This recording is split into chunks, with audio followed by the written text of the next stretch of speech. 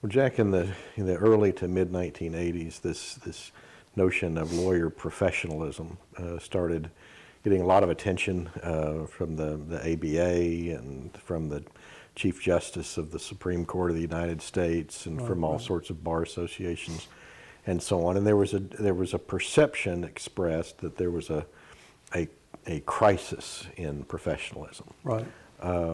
Which I remember vividly because I was a new lawyer in the midst of it. And as it happens, in the late 1980s, you published this book entitled Lawyer Professionalism. Right. What led to your focus on that, and was this work and the work that led up to it and followed it, was that related at all to what was going on in the profession or separate from it? Well, I think it was, for me, separate from it. It obviously became involved in it. When that came out, there really wasn't much of anything else. So the book, as I was mentioning, it sort of caught the wave and took off. But really, for me, that's a continuation of the questions from back in the office in Gainesville. I'm still puzzled about what it means. You didn't have to call it professionalism. I could have approached it other ways. I think I called it professionalism because people were talking about professionalism. I'm still puzzled about the good lawyer stuff. I had done, I think this preceded the book, an edition of the Mercer Law Review that I've been in charge of, where I took these speeches that have been given. Do you know this one? Are you familiar with this one? I don't think I am. I took speeches from the Georgia bar meetings, ethics speeches from the Georgia bar meetings, over a long period of time. They're terribly, terribly interesting things. I found these in the records.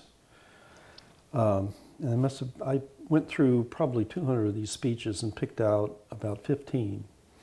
And then I asked the people who I thought were the best, doing the best work in legal ethics, to write a reaction to those speeches, and published it that way. And you could see in that sort of changes within the bar. A lot of problems with the speeches. But there were a lot of problems with the comments as well. And that was a reflection of part of my own interest, and I guess does relate to professionalism in the sense that the trajectory that the bar was headed in. And it was clearly headed in the financial direction, a clear financial direction, a business-driven direction, where decisions were being made primarily for financial reasons as opposed to client. I think that, simply put, that's what people saw going on. In addition to that, and perhaps as a consequence of it, incivility among lawyers that, especially in discovery matters, had escalated dramatically. So for people like Harold Clark and Weltner, thinking back upon their own practice days, practice was no longer what it had been for them, and that was obviously very distressing. So I think this book mostly just played into that. Yeah, a reflection of my interest in part in the bar, but mostly my own puzzle about being a good lawyer. Mm-hmm. This is, of course, directly or indirectly, what led them to contact you and get you involved, and what eventually leads to the creation of the commission. So I think it would be... Well, let me mention something else about the book that you might not know, and it has to do with Florida, where you were, is that one of the people who found this book was Bill Van Nortwick, Judge Van Nortwick. Yeah, I know Judge. A very good judge from everything I've heard. Well, Bill and I were very good friends in Jacksonville, Florida, time I lived there. In fact, Hardy Bowen and Bill Van Ortwick and I would play football together almost all the time, just three of us. So it'd be 2 against 1. And they came up with what we called a Bill and Hardy play, where Hardy would center to Bill, and Bill would drop back there, and I'm there, and there's nothing I can do about this. It's going to work. So it destroyed our football. Bill and Hardy went to Duke. We were friends there. Bill was the president of the fraternity I was in. I was the pledge master, he was the president. So Bill saw that I had published this book, I don't know how, and he reads it, he likes it a lot. I get a note from him. He says, I'm taking this to the Florida Supreme Court. He did. He took it to the Florida Supreme Court, and then I'm not sure exactly how the court did this, but the court bought enough copies of the book to send it to all the judges. I don't know, I think it may have been just appellate judges or something like that. So suddenly, this is through Carolina Academic Press, I'm getting these little royalty checks that are about $10 or $12 or something like that, and then the next check comes in, and it's like $500. What happened? So that got a lot of attention, and people asked me to come down to Florida to talk and so forth. So I really thought Florida, not Georgia, was going to be the audience. Yeah. Well, this is a book that, you know, I've read it more than once, and it's not a book that's written for the popular press. I mean, this is a serious academic work. It too is wrong, by the way. Well, I know your views on this have evolved, but maybe it would be a good thing as a setup for where we can go next, if you would articulate or describe what the theme of this can be simply stated, but the elaboration on it is complicated. Okay, let me try. I'm looking for a way to make sense out of legal ethics. I'm teaching legal ethics at the time, but legal ethics arises out of any work in the clinic, and it's within the clinic that you see that there's an ethical component, crucial ethical component to any task that you do. So the questions arise quite naturally in the clinic, but you're also teaching it and trying not just to teach ethical regulatory, but trying to teach it as a matter of legal ethics. Which is not the same as the sort of ethics that we call personal morality versus role morality. I won't go there now, but I tried to avoid that kind of thinking because I thought it was destructive of both. So I'm trying to make sense out of legal ethics, and I'm wondering if there is a coherent principle at work that does make sense out of legal ethics. And what occurred to me is that there is, in the practice of law, the pursuit of an ideal. Now, most people would say, well, the law is about justice, the practice of law must be about justice, and in a way that's true, and I can now articulate an understanding of the practice in those terms, but I couldn't do it then. It seemed to me instead that the ideal was meaningful participation of clients in the resolution of their own disputes. That gave a coherency to everything that I was teaching in the legal ethics course and what I was saying in the clinic. It captures the tension. The tension is that the client wants something, but that something has to be accomplished through a conversation that is a social conversation, and because it's a social conversation, has its own restraints. Those things, I don't want to say they're at odds with each other. I want to say that it's a constitutive tension. It's a productive tension. It's a good thing, not tension in a bad sense.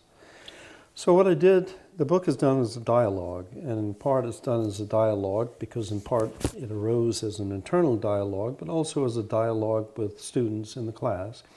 And then finally, because I was reading an awful lot of Plato's dialogues at the time, I said, I want to try to do this as a dialogue.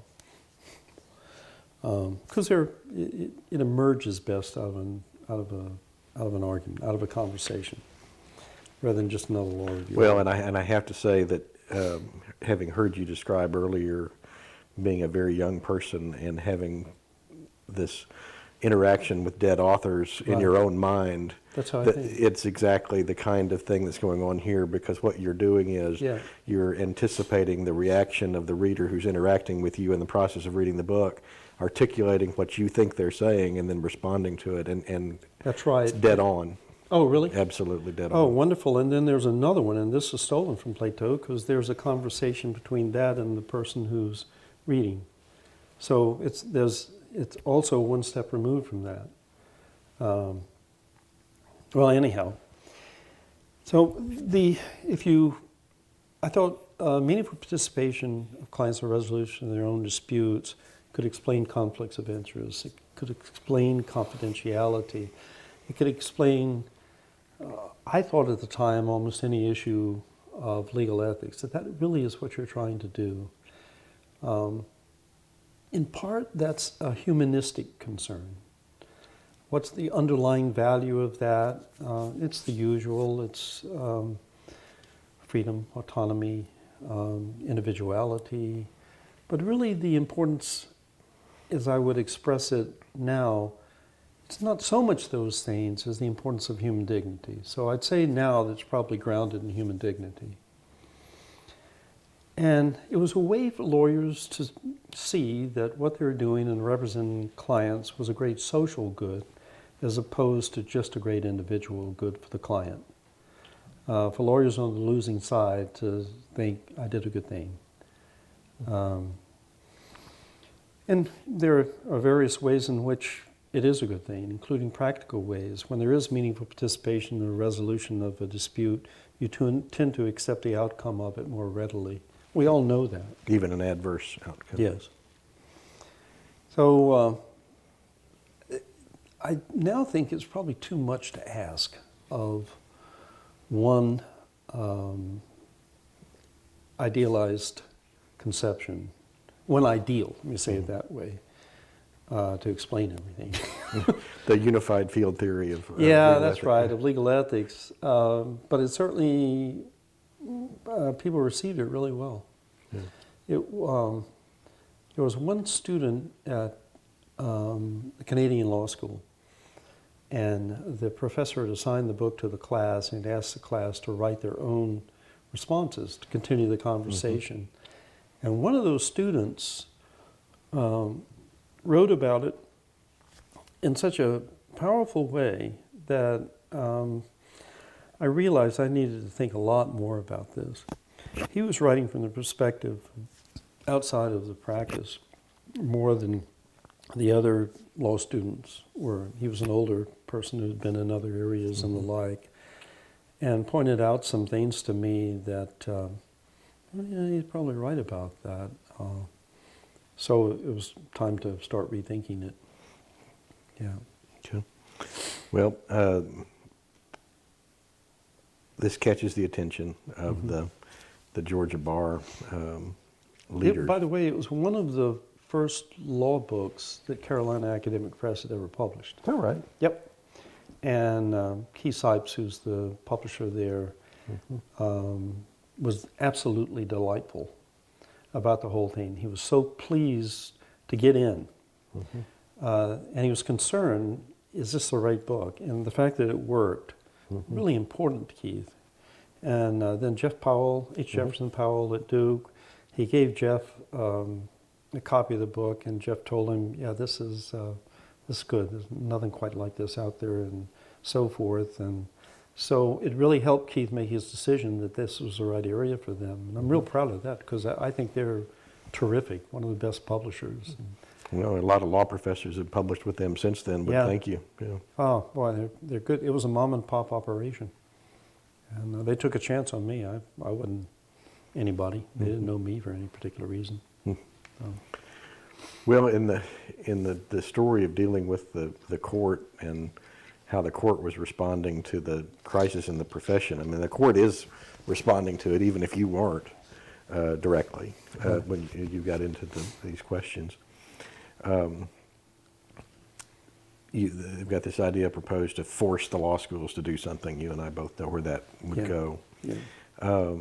What happens next? I mean, they tell you to try to work with the other law schools to come up with something. Yeah, we formed this committee and it didn't go well. We came up with some recommendations. I really think the main thing that happened was the Chief Justice Commission coming out of that. In the early days of that was a productive group. I don't know what's happened since then, from my own knowledge. Michael Goldberg was in charge of the first conferences that they did. They were very well attended. And there were a lot of spin-off from that, including changes to the transition to practice that the graduates have to go through, dramatic changes in the way in which that was going to be done, a lot of in-house training that was not being done on ethics and professionalism, the ethics and professionalism requirement coming out of that, generating the early materials for the professionalism courses. All of that came out of the Chief Justice Commission. It was later. I mean, there was money that came in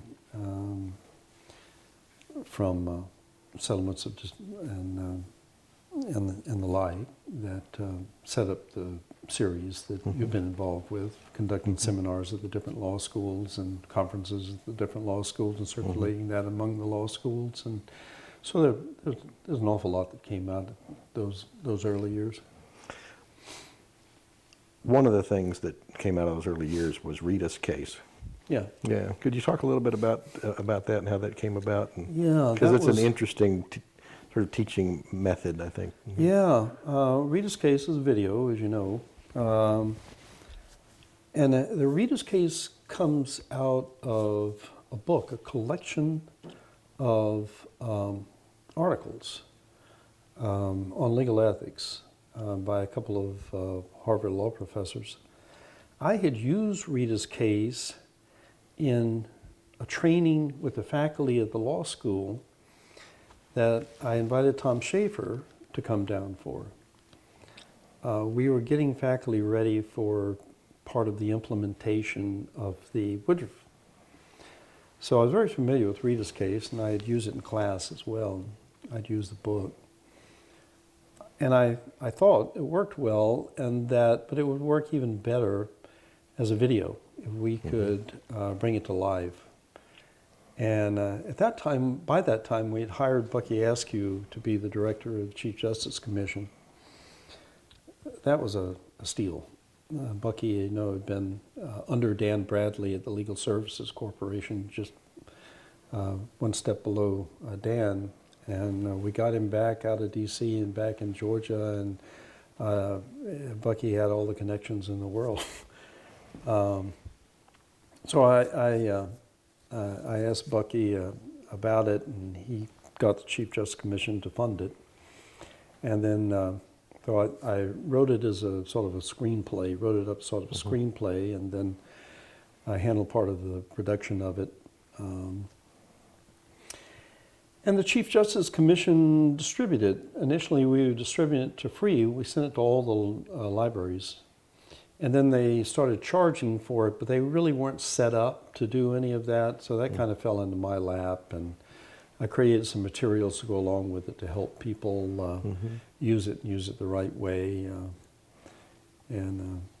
So that there's still some interest in Rita's case. I mean, it's still some people that are using it out there, but there are a lot of materials out there now that are similar. Well, yes, but there weren't then. I mean, that's one of the things that's significant about it. I mean, the Pennsylvania Center on Professionalism had done some similar things, but this was the forerunner of a lot that's been done since then, and it's, to me, one of the reasons it's significant. I had never used a video in class before before using Rita's case.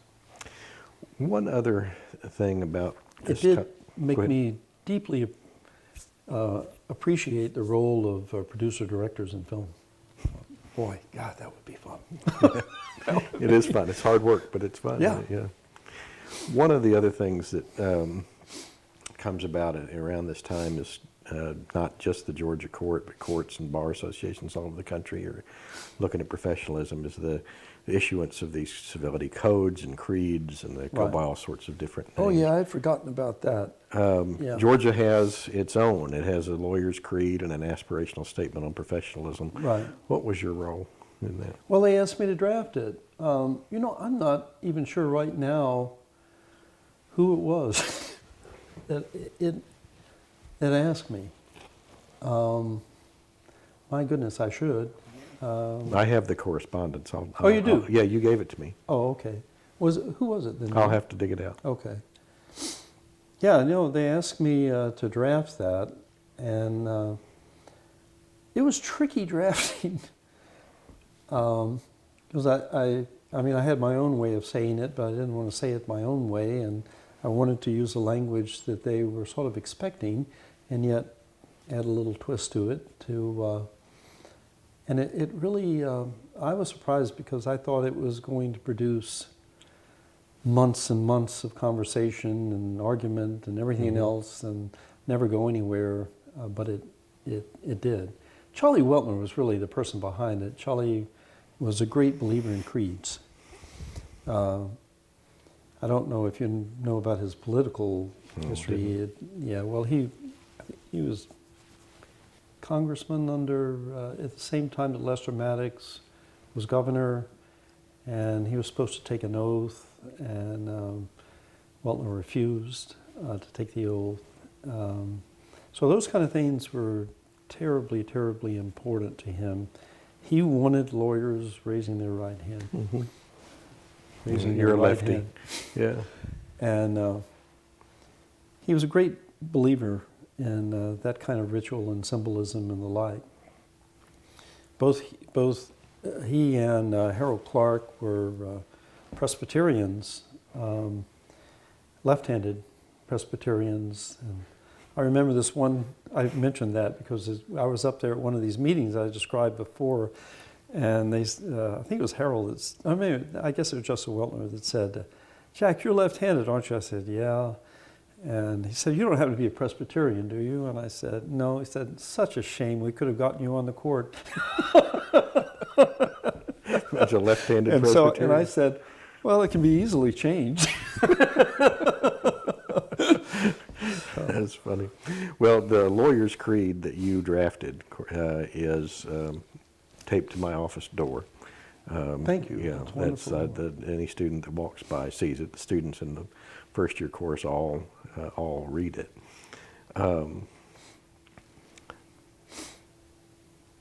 I don't know if you know this. I'm interested in your reaction to this. Did you realize that Mercer Law students take an oath now as part of professionalism orientation? Oh, yeah. Okay.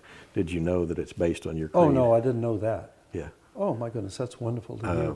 Because I was charged with writing it, and I just stole mercilessly. That's wonderful. And without attribution of any kind from your. That's absolutely wonderful to hear. Yeah. How do you feel about creeds for lawyers? Oh, I think it's a very good thing. And the older I get, the more important I think they are.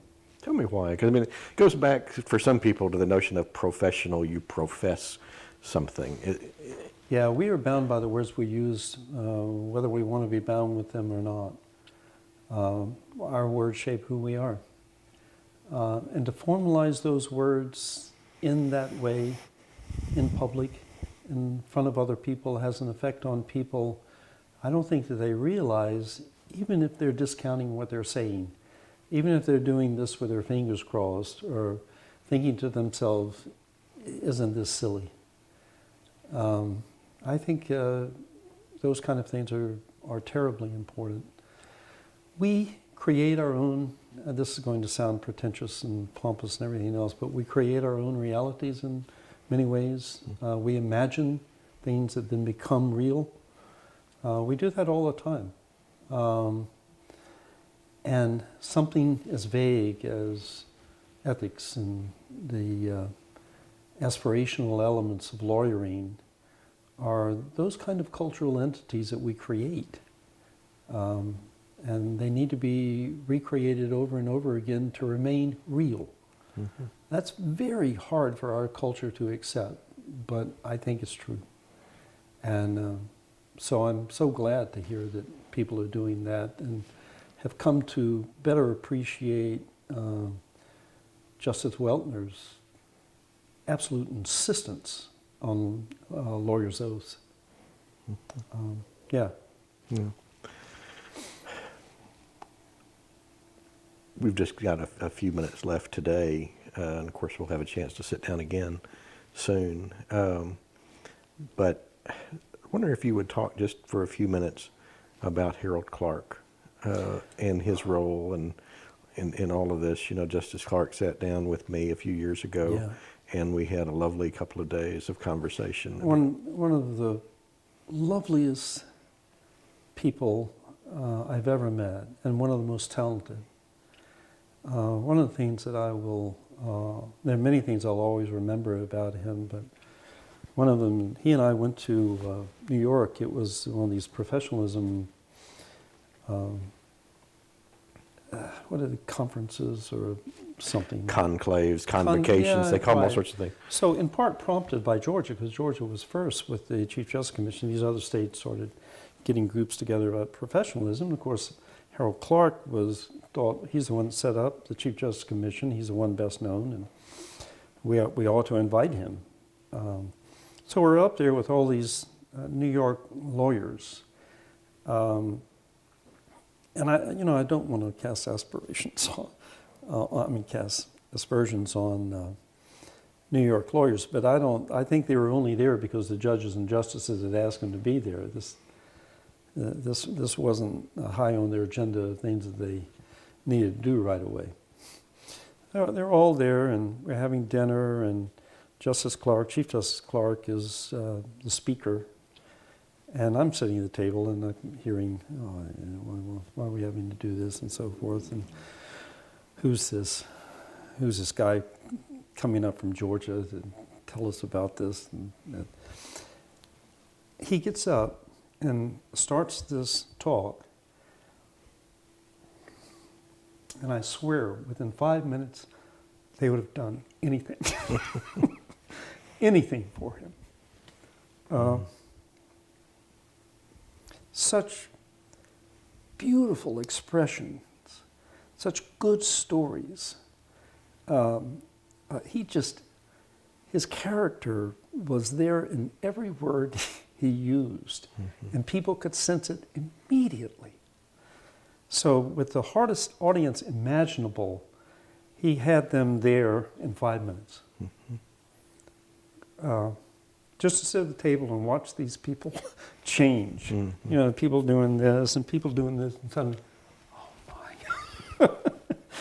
So it was wonderful to watch. Yeah. Yeah, it didn't, He later on, as you know, he asked me, it was the sesquicentennial of the court, and he had seen a play about the history of the South Carolina court. He wanted to do the same. He had taken a stab at it, and in the first page of his play, he had about 25 characters. And so he realized it just wasn't going to work, and he came down and asked me to do it, and I worked on that thing. I'd never done a play before. I'd written other things, but other literature, various kinds, never a play. He asked me to come down to do it. I spent months and months researching the history of the court, and it was almost an impossible task. I never saw the one in South Carolina. I don't know how they carried it off, but I tried to tell the entire history of the court in about an hour and 15 minutes. And we did have different characters that would come on at different times. If you knew who these characters were, if you knew a little bit about the history, it worked. So the Georgia legal historians just loved it. But unfortunately, most of the audience had never heard of any of these people before. And I don't think it went over all that well. There was only one review, and that review was a nice try, but yeah. But he was very supportive throughout, and the rest of the court too. But my goodness, that was a lot of work. Well, I think that's as good a place to stop Okay. as for today, and I look forward to having our conversations continue in a few weeks. Thanks. Me too. Thank you, Pat.